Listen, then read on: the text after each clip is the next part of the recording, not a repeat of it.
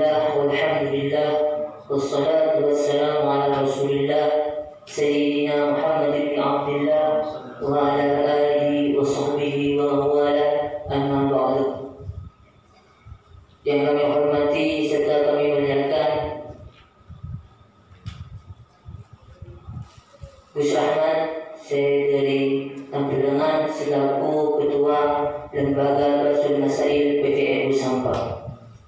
Yang terhormat Kiai Haji Yusuf, yang terhormat Ustaz Solehin, yang terhormat Bapak Sukron, yang terhormat Ketua DPD Nasr,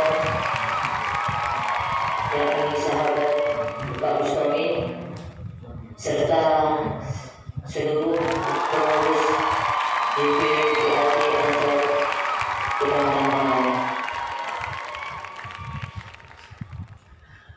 Pertama-tama mari kita panjatkan puji syukur kehadirat Allah Subhanahu wa taala, yang mana berkat rahmat dan inayahnya kita bisa berkumpul menghadiri majelis yang penuh barokah ini,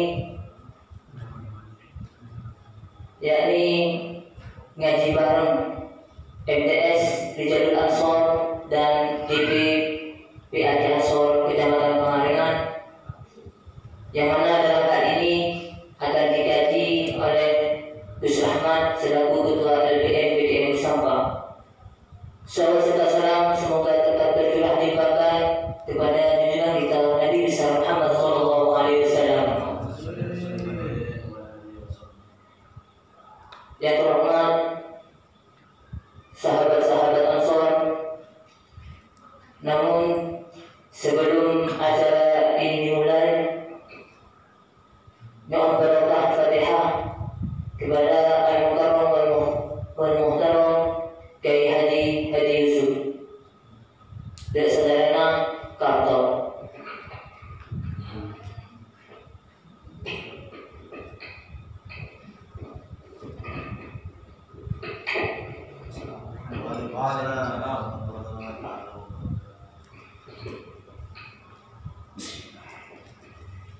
Ila hadratin Nabi Sayyidina Muhammadin sallallahu alaihi wasallam.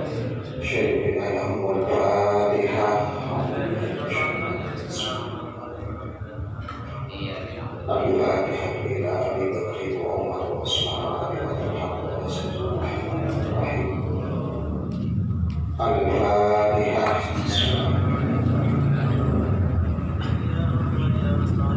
Sultanul Auliya Syekh Al-Fatihah.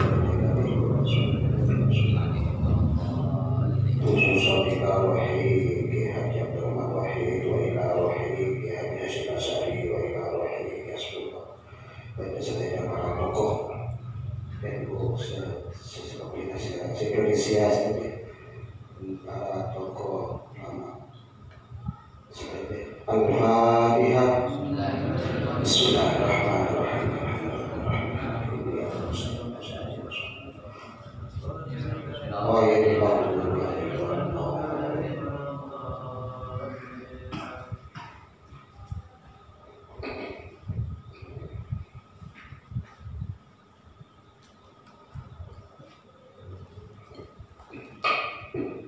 Motor Selampong dan Sedana Al-Mukarram Kiai Haji Yusuf.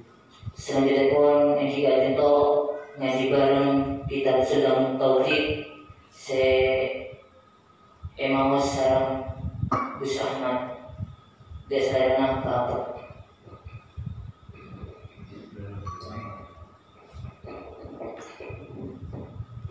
Assalamualaikum warahmatullahi wabarakatuh. Waalaikumsalam.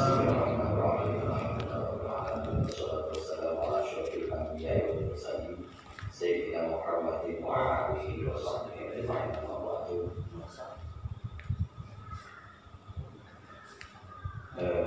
Saya tidak bersama kami untuk pada kita nama semakin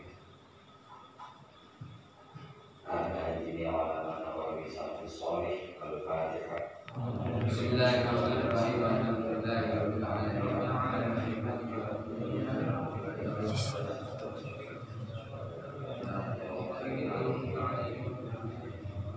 Bismillahirrahmanirrahim. Qala al-musannif rahimahullahu ta'ala wa nafa'ana bihi wa bi'ulumihi fid dharain amin.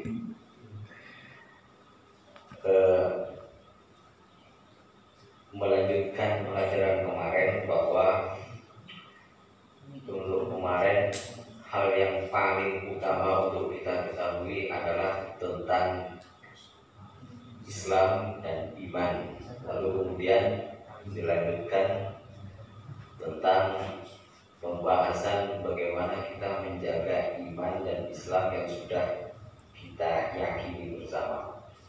Faslun yajibu ala kulli muslimin hifdzu islamihi wa sawmuhu amma yusibuhu wa yubtiluhu wa yaqta'uhu wa huwa ar-ridda.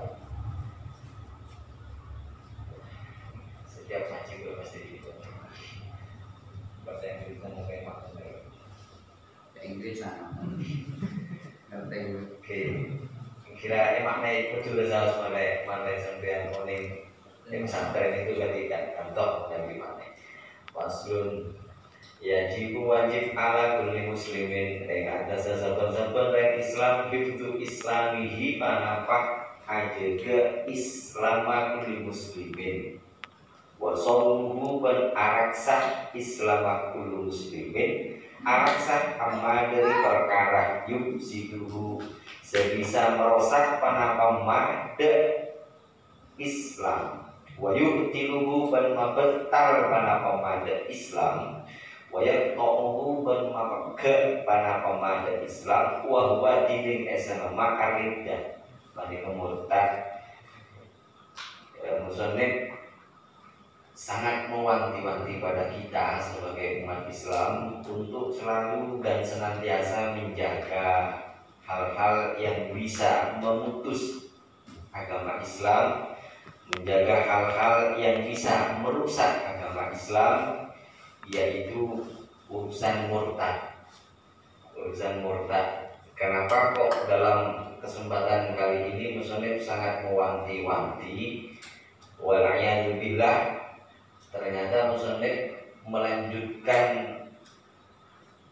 pentingnya untuk menjaga urusan murtad itu dikarenakan waqad kasura ombu banyak fi hada zamani dalam panika zaman at-tasahu manapa gegempang fil kalami dalam keduan hatta annahu sa'amuna sehingga sa'amuna kelakuan ya kudu maneka keluar min ba'dihim dari sebagian masyarakat al-fadun manapa dedebuan tuh rijuhum yang bisa keluar panapa al-fad dan masyarakat anil islami dari agama Islam walaya rauna tengkata aromasa pasar masyarakat berlika dekat desa debu tak aroma sedang banyak rusak fadlan nama boleh kan kau dari badana dan bergelak kufron menyebut bagi kafir. Dan Gunung Musannif untuk saat ini waktu ngarang kitab ini Musannif sudah mewanti-wanti saat ini zaman sekarang itu tidak sedikit orang itu kegempang itu ya bahasa Indonesia apa ya? Kegempang meremehkan atau ingin meremehkan dengan ucapan-ucapan yang dirinya tidak merasa bahwa ucapan tersebut akan menyebabkan keluar dari Islam. Kegempang atau mungkin dengan mudahnya ajak beda hal-hal di mana hal tersebut sebenarnya akan menyebabkan keluar dari Islam sementara dirinya tidak merasa bahwa apa yang diungkapkan itu sebenarnya dosa, apalagi akan menyebabkan murtad. Itu waktu dulu, nah boleh saat ini kemudian. Akhirnya karena kekhawatiran ini, musannif mencoba untuk menjelaskan beberapa hal terkait urusan murtad. Wariddah itu riddah salah satu aksamnya pada kepada telur. Banyak bagian. Ada 3 model. Pertama i'tiqadatun. Murtad sedangsa i'tiqad keyakinan, wa af'alun ban murtad sedangsa tindakan. wa aqwalun bermurtad sebangsa jejebuan wa kullu qismin dening saben-saben bagian ya tasyak abu paneka abang cabang panapa kullu qismin su'aban kalaban banyak-banyak cabangan kasirotan sebutnya. Dari 3 poin i'tiqad, af'al dan aqwal itu terdapat beberapa macam kasus yang perlu untuk kita ketahui dengan harapan supaya kita terhindar atau minimal hati-hati entah dalam berucap, bertindak dan rentek ate. Baminal awal maka wanita setengah dari contoh si pertama yaitu i'tiqad murtad yang sebangsa i'tiqad adalah asyakku fillah, asyakku dini ragu fillahi yang dalam wujud Gusti Allah. Ini tidak sampai kita sedikit pun terbesit ragu atas wujudnya Gusti Allah. Au fi rasulihi otabah utus Allah kita ragu. Au Quran otabah ragu tentang Al-Quran. Awil yaumil akhir otabah ragu ada kiamat. Awil jannah atau beragu keberadaan swarga, awin nar atau neraka, awin sawab atau ganjaran, awin iqab atau seksa, awin nahbidalika atau sepadan kak bisa jundu-jundu benda yang intinya mimma dari perkara gua sedimimma mujma'un panika ampun jadi ijma' alaihi manapama. Artinya hal-hal yang sudah disepakati oleh ulama akan keberadaan itu, maka jangan sampai sedikit pun kita terbesit meragukannya karena akan berdampak fatal. Kemudian Nusantara melanjutkan awik tarroja orang yakin pasera mukallaf fakda sifatin sepena sifat min sifatillah dari banyak-banyak sifat Gusti Allah Ta'ala tingkah maha luhur pasera Gusti Allah sifat al-wajibati sewajib lahu nanti Gusti Allah ijma'an kalaban ijma' akati kal ilmi akati sifat ilmu. Kita jangan sampai mempunyai pikiran bahwa Allah tidak mempunyai sifat-sifat yang wajib bagi Gusti Allah. Artinya sifat jumlah itu memang betul-betul harus kita ketahui dan harus kita yakini. Jangan sampai dari 20 itu kita tak yakin atau bahkan ragu. Karena itu dampaknya fatal. Au nasaba otabat abang seaki basir mukallaf lahu dak Gusti Allah abang sakit sifatan dak sifat jadi wajib tanzihu manapa secara Gusti Allah anha dari sifat ijma'an kalaban ijma' kal jismi akati Allah itu mempunyai bentuk fisik. Ini termasuk di antara yang membedakan kita dengan Wahabi atau dengan aliran-aliran yang lain bahwa kalau kita ikut kita itu Allah tidak sama dengan makhluk dalam segala apapun mesti tidak sama. Jangan membayangkan sekalipun Allah itu di aras dan sebagainya, jangan membayangkan berbentuk fisik atau bertempat dan sebagainya. Sepenting Gusti Allah itu mukhalafatul hawadis tidak sama dengan apa yang wujud di dunia ini kok sama. Jangan disamakan sama dan jangan sampai mempunyai pemikiran sama. Sebab yajib tanzihu anha. Allah itu suci dari hal-hal yang bisa atau suci dari hal-hal yang tidak layak untuk Allah sendiri. Berarti ya contohnya maaf semisal Tuhan kok gondrong itu kan lo layak gitu.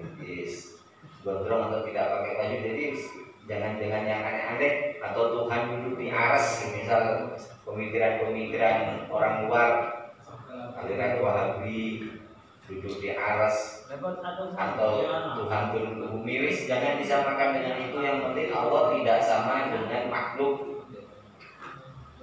Kemudian hal yang termasuk menyebabkan murtad au halala otabe ngalalaki basera mukallaf muharraman de perkara haram bil ijma'i kalaban ijma'. Kemudian syarat yang kedua makluman TK EKO ya makluman CEKO ini minat din dari agama bidor roti kalaban mesti mimanya adalah perkara layak fase tak samar wana umat alaihi atas mukallaf kasina wal liwat ban sodomi wal qatli membunuh wasyarikoti dan mencuri wal gosok dan gosok. Jangan sampai juga kita menghalalkan perkara haram di mana perkara haram itu sudah ijma, sudah kesepakatan ulama, dan hal itu merupakan hal-hal yang sudah maklum, sudah sangat diketahui oleh orang awam sekalipun. Jadi coro sini itu hal yang menyebabkan murtad adalah situng ijma, dua makluman minaddin bidarurah. Itu hal-hal yang menyebabkan murtad.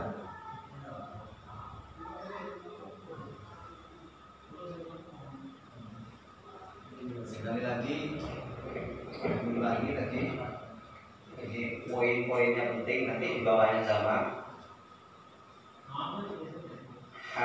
Urusan agama yang sudah disepakati dan diketahui oleh orang awam dan orang khawas, maka urusan agama tersebut jangan sampai kita nafikan keberadaannya. Jangan sampai kita bermain-main dengannya, maka akan menyebabkan murtad. Au haroma otabel ngaromaki masir mukalam halalan di perkara halal kadalika tengah akati ijma makluman minaddin bidarurah. Contohnya kalbe wanika au nafa otabel nafiaki pasir mukalam metadel pasir mukalam wujud mujmain de kewajiban perkara seampun jadi ijma alaihi mana perkara. Kadalika tengah agati makluman minaddin bidarurah.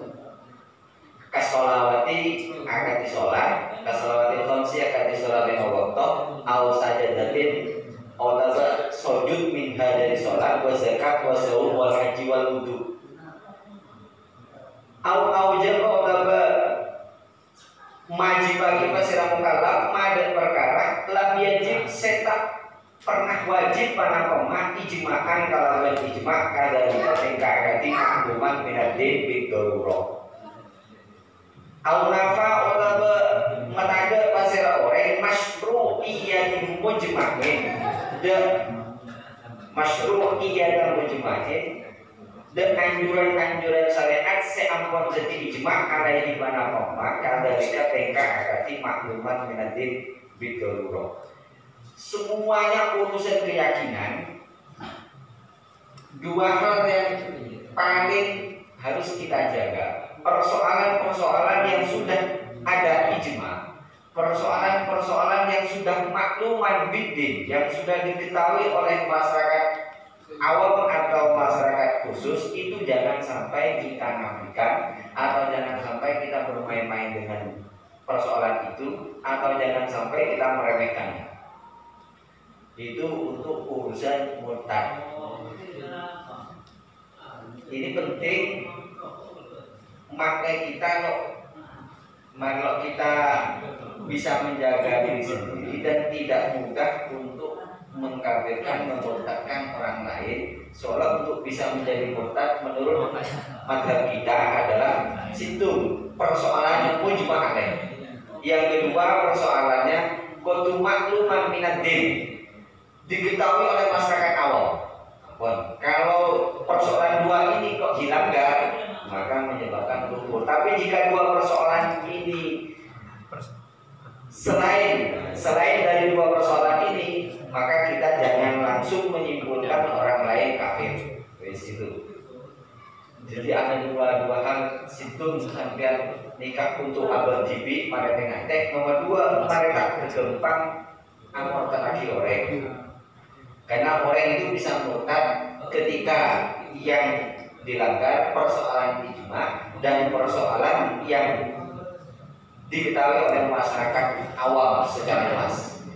Jika persoalan yang tidak diketahui oleh masyarakat awam secara luas, maka tidak sampai untuk ke taraf ijma. Nah, itu biasanya yang dibuat pegangan oleh kita kalangan hadin. Makanya kalangan hadin itu lo gampang untuk memurtadkan orang, mengkafirkan orang, lo gampang. Seolah setiap persoalan yang selain ijma pasti berkhilaf berkadrian, pasti ada perbedaan ulama. Sehingga apa yang dilakukan oleh mereka sekalipun menurut kita salah, tidak bisa kita katakan murtad karena tidak menutup kemungkinan ada ulama yang memperbolehkannya sekalipun tanpa kita ketahui. Makanya jangan sampai kalau orang lain jangan sampai kita nilai negatif. Ini diantara fungsi belajar tentang pemurtadan. Lagi ini untuk kita sendiri, untuk menjadi benteng kita sendiri, tapi untuk menilai orang lain continue dua.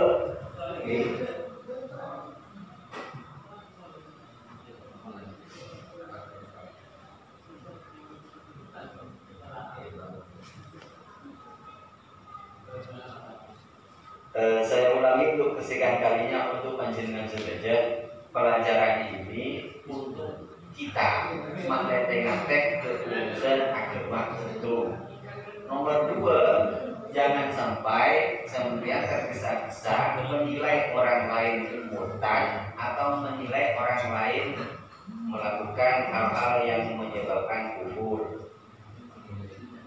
Sesuatu atau tindakan orang lain yang bisa menyebabkan kufur manakala pada persoalan-persoalan ijma atau ijma dan persoalannya tersebut diketahui oleh khalayak umum. Jika persoalan-persoalan khilafiyah, maka tidak boleh kita nilai orang itu salah, orang itu murtad. Karena kita tidak banyak dalam urusan ilmu fikih, tidak paham dalam urusan ijma, tidak paham dalam urusan khilafiyah, maka kita nggak usah menilai tindakan orang lain.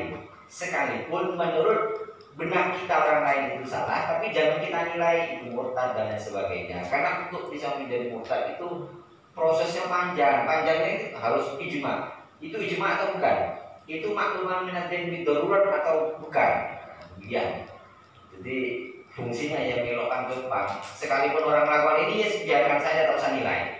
Lah kok ini kan takwa ya mengakui murtad. Makanya kan sampai pada istilah apa namanya, hari Natal itu pakai ini, kalau lalu kita ngomong itu murtad. Nah, itu berarti menunjukkan bahwa lo kata paham beragama. Karena kalau orang paham agama itu lo gampang memurtadkan orang itu. Lo gampang memurtadkan orang.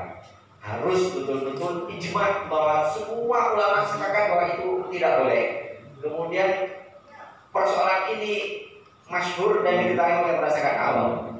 Jika masih terjadi perdebatan, ya tak usah kita hukumi, biarkan. Mungkin berpendapat yang memperbolehkan, demikian saja Sultan. Jadi lo gampang untuk mengkafirkan dan memurtadkan. Kemudian lanjut, au azama utawa di antara yang menyebabkan murtad urusan hati, au azama utawa asajad bahasa orang ala kufri ing atase kufur. Asajad.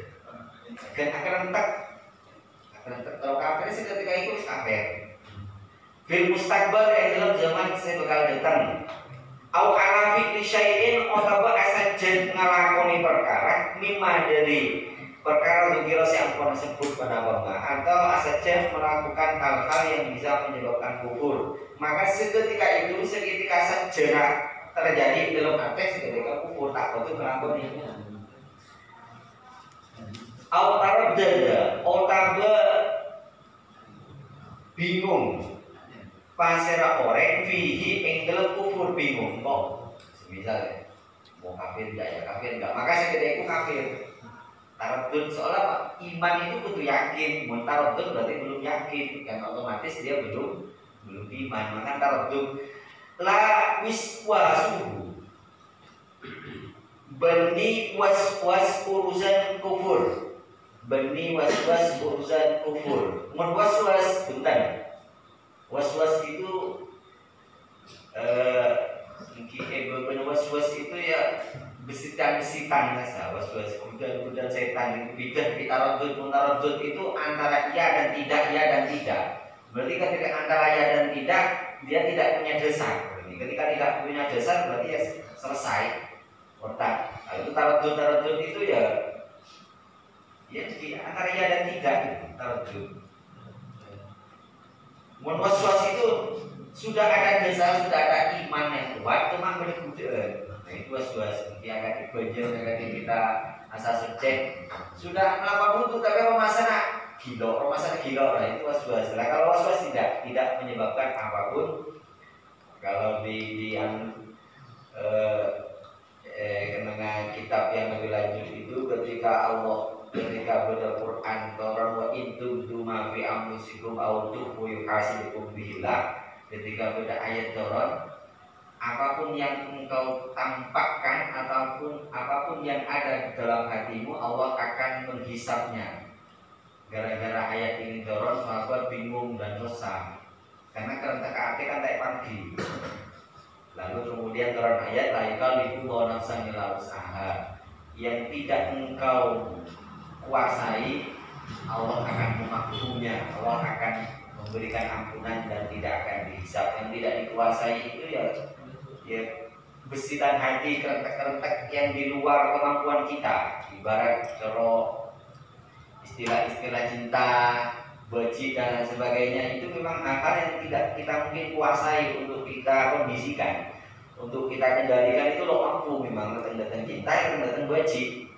Makanya dalam urusan fikih, urusan cinta, urusan benci itu lo kena hitop dosa.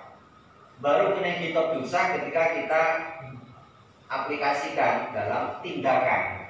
Benci goreng itu lo dosa, senang goreng juga lo dosa. Baru pun pada tindakan. Semisal kita benci pas kita sliding, dan slidingnya yang dosa. Mungkin benci itu lo masalah. Makanya urusan ateh itu sulit. Menjadikan dulu urusan yang tidak bisa kita kendalikan, urusan nanti termasuk waswas, maka itu tidak kena hitop, tidak ada laporan, tidak ada tindakan, kecuali kalau sudah ada tindakan nyata. Makanya waswas itu termasuk urusan-urusan yang tidak dihitung. Au angkaro pada mengingkari pasera oleh subhata Sayyidina Abi Bakar dan sahabat Sayyidina Abi Bakar radhiyallahu anhu. Kantor kenapa kok menyebut Sayyidina Abu Bakar? Karena Sayyidina Abu Bakar itu merupakan sahabat yang ada dalam Al-Quran.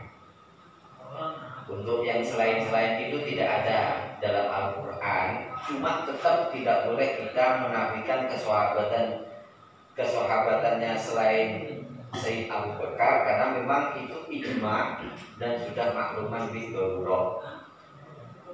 Kemudian aurisana tawahidin, atau ngingkari utusan situng orang minar rasul dari banyak-banyak utusan al-mujma sedeti ijma ala risalatihi panapa jadi utus wahid au jahada otawa ingkar pasir orang harfan dak situng huruf mujma'an sedeti ijma alaihi panapa harfan minal Quran dari Quran. Menafikan satu huruf dari Quran tidak boleh. Kenapa? Karena itu sudah ijma, hurufnya sudah ijma dan makluman bidururah. Maka juga tidak boleh kita ingkari satu pun dari huruf Al-Quran. Auzadul kepada baik bahasa orang harfan dan situng huruf fihi ing dalam Quran mujma'an sedeti ijma ala naf'ihi panapah dan situng huruf muktakidan teka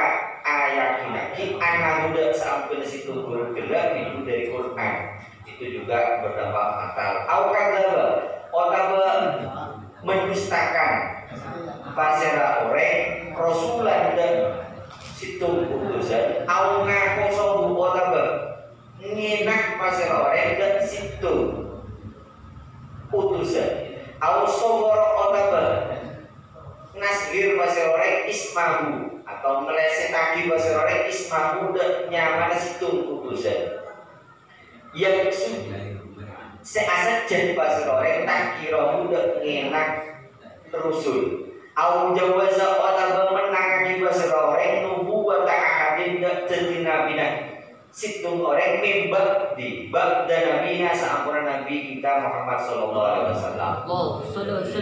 Dari sekian contoh banyak itu merupakan murtad urusan hati yang harus kita waspadai dan harus mengatih ke depan. Di samping ini untuk amal kita sendiri dan jadi benteng kita sendiri, dan juga pelajaran ini supaya kita tidak mudah untuk mengkafirkan orang lain, karena kita untuk bisa menjadi murtad itu harus memenuhi dua persoalan. Situ persoalannya urusan ijma, yang kedua makluman minad din bid-darurah. Makluman minad din bid-darurah itu perkara itu sudah masyhur, sudah umum diketahui oleh masyarakat luas. Akan ikojeng, akan iksekat, urusan-urusan fikih-fikih terlalu alim itu bukan. Di situ bukan makluman bid-darurah, itu hanya orang-orang alim seoni. Dan ketika dalam persoalan hanya orang alim seoni, maka jika ada orang lain melakukannya, kita tidak boleh mengatakan bahwa orang itu sudah keluar dari Islam atau kafir, tidak boleh.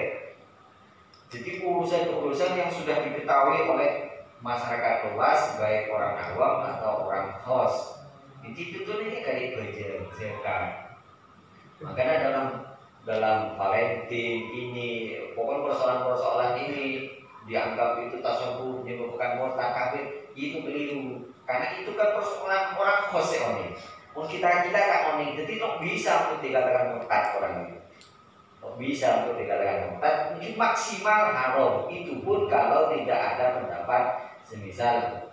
Nah kalau berpendapat yang membolehkan dengan alasan-alasan tertentu, kan kita juga sudon mengatakan orang itu melakukan sebuah dosa. Makanya paling cocok kita usah nilai.